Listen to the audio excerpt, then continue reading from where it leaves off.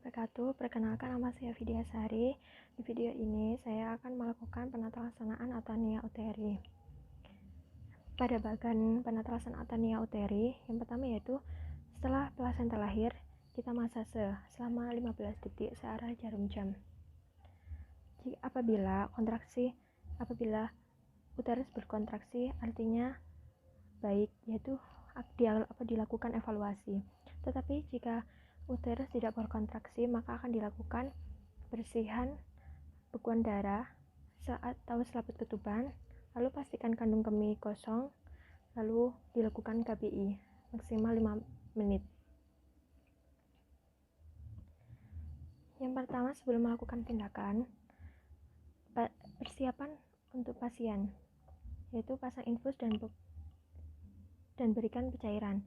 Bersihkan perut bagian bawah, lipat paha dan vulva dengan air sabun.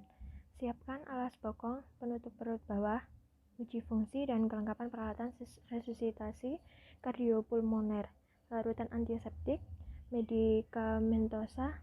Yang pertama, analgetik dan sedatif, sulfat atropin 0,25 sampai 0,5 mg per mili. Yang ketiga yaitu oksitoksin atau ergometrin. Yang keempat, antibiotik. Yang selanjutnya, berikan alatnya oksigen dan regulator, instrumen, C6 tampon, klem ovum, spekulum sim, spuit 5 ml, kateter nelaton, dan tampon.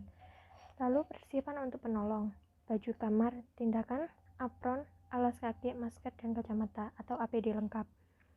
Yang kedua, sarung tangan DTT, steril 4 pieces. Yang ketiga, tensimeter dan stetoskop. Jangan lupa untuk lampu sorotnya juga.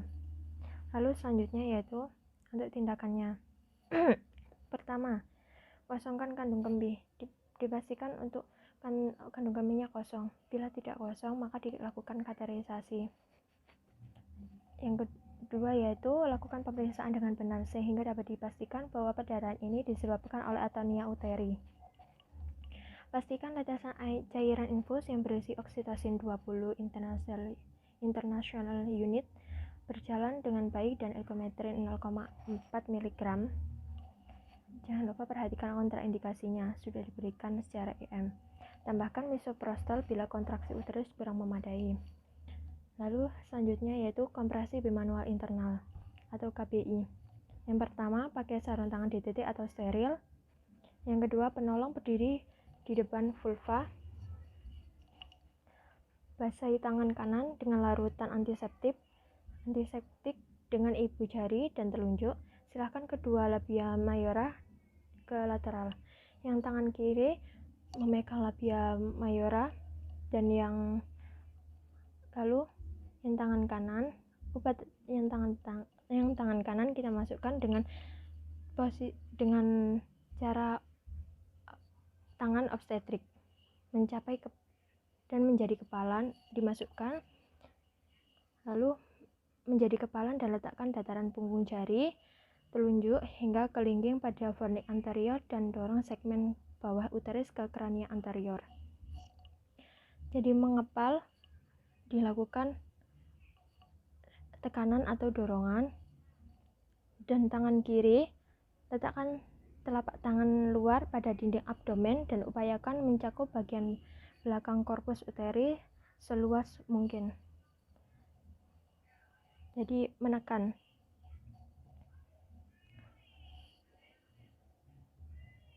Lalu dilakukan penekanan seperti seolah-olah kedua tangan ini menyatu.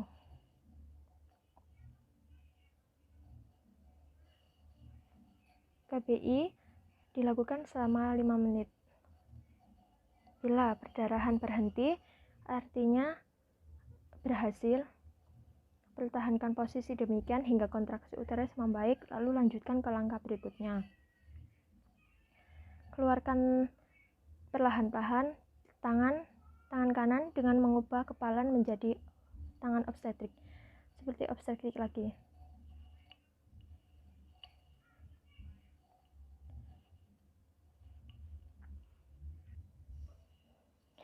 Lalu pada bagian penata laksana atoni uteri, setelah dilakukan KBI, apabila kontraksi uterus iya atau berhasil, maka pertahankan KBI selama 1-2 menit.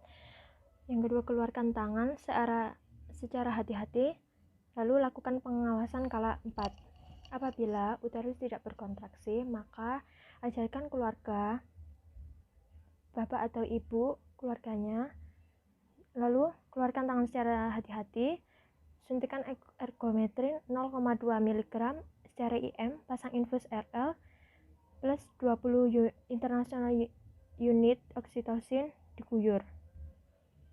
Ulangi KBI. Mengajarkan pada keluarga, yaitu KBI.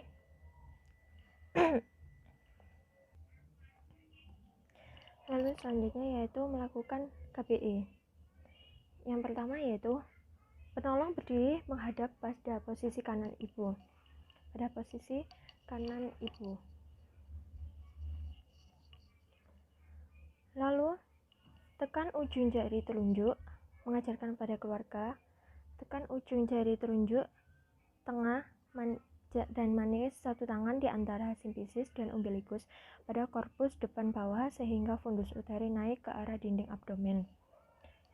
Untuk memperkuat tekanan, maka melakukan seperti KBI yang tadi, genggaman, tidak memakai secara jari telunjuk atau tengah, tapi dengan mengepal tangannya, yaitu di antara simfisis dan umbilikus pada korpus depan bawah sehingga fundus uteri naik ke arah dinding abdomen. Dan tangan kirinya letakkan sejauh mungkin telapak tangan lain di korpus uteri bagian belakang dan dorong uterus ke arah korpus depan. Didorong.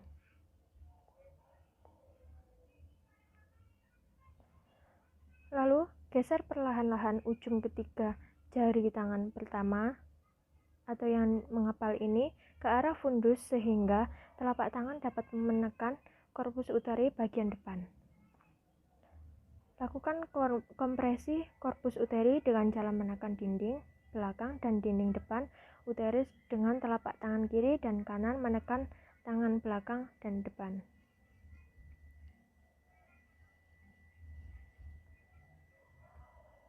Lalu setelah dilakukan KBE, perhatikan perdarahan pervagina. Bila perdarahan berhenti, pertahankan posisi hingga uterus dapat berkontraksi dengan baik. Bila perdarahan belum berhenti, lakukan penanganan selanjutnya.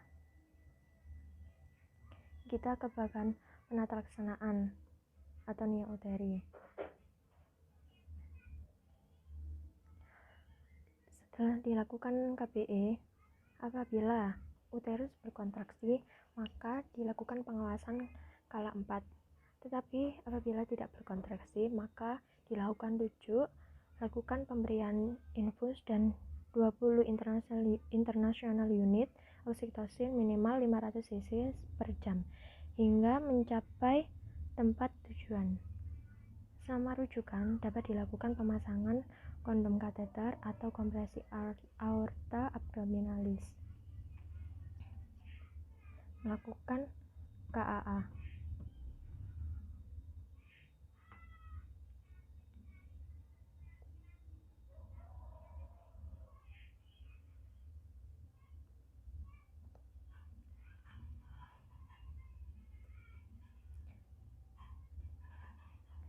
Jangan lupa dilihat apakah ada apakah ada kandung kemih. Jika ada, maka dikosongkan terlebih dahulu biar tidak mengganggu nanti kontraksinya atau tindakannya. Untuk kompresi aorta abdominalis, yang pertama yaitu baringkan ibu di atas ranjang penolong menghadap sisi kanan pasien. Atur posisi penolong sehingga pasien berada pada ketinggian yang sama dengan pinggul penolong. Tungkai diletakkan pada dasar yang tidak rata atau tidak memungkinkan menopang kaki dengan sedikit fleksi pada artikulatio coxae. Yang ketiga yaitu raba pulpasi arteri femoralis dengan cara meletakkan jari telunjuk dan tengah tangan kanan pada lipat paha, yaitu pada perpotongan garis lipat paha dengan garis horizontal yang melalui titik 1 cm di atas atau sejajar dan sejajar dengan tepi atas simfisis pubis. Pastikan posisi arteri tersebut dengan baik. Yang pertama kita lihat lipatan pada femoralis, lalu kita lakukan di pubis, lalu kita ambil 1 cm. Setelah dilakukan 1 cm, maka kita tarik ke arah femoralis di atas garis raba pulpasi arteri femoralis ini. Selanjutnya untuk tangan kiri, setelah pulpasi dikenali, jangan pindahkan kedua ujung jari dan titik pulpasi tersebut. Kepalakan tangan kiri dan tekankan bagian punggung jari telunjuk, tengah, manis, dan kelingking pada umbilikus ke arah kolumna vertebralis dengan tegak lurus.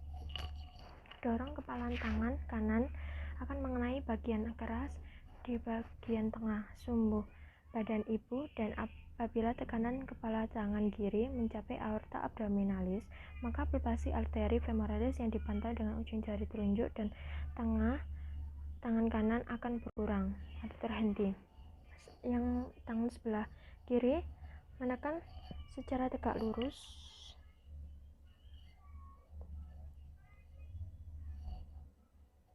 dan setelah dilakukan, kita lihat pada denyut nadi yang ada di femoralis ini. Jika denyut nadi berkurang atau perdarahan berkurang, maka artinya berhasil.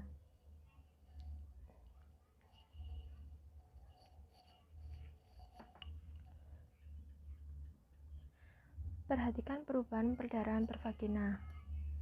Kaitkan dengan perubahan pulpasi arteri femoralis. Bila perdarahan berhenti sedangkan uterus tidak berkontraksi dengan baik, usahakan pemberian preparat prostaglandin. Bila bahan tersebut tidak tersedia atau uterus tetap tidak dapat berkontraksi setelah pemberian prostaglandin, pertahankan posisi demikian hingga pasien dapat mencapai fasilitas rujukan. Bila kontraksi membaik tetapi perdarahan masih berlangsung, maka lakukan kompresi eksternal dan bertahan posisi demikian hingga pasien mencapai fasilitas rujukan. Bila kompresi sulit untuk dilakukan secara terus-menerus, maka lakukan pemasangan tampon padat uterovaginal, pasang gurita ibu dengan kencang dilakukan dan lakukan rujukan.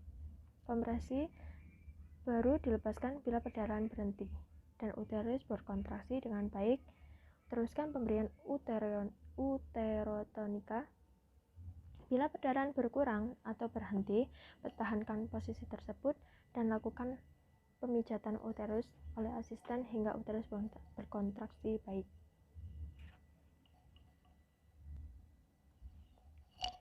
Sekian video dari saya tentang penata laksana atonia uteri. Kurang lebihnya mohon maaf. Wassalamualaikum warahmatullahi wabarakatuh.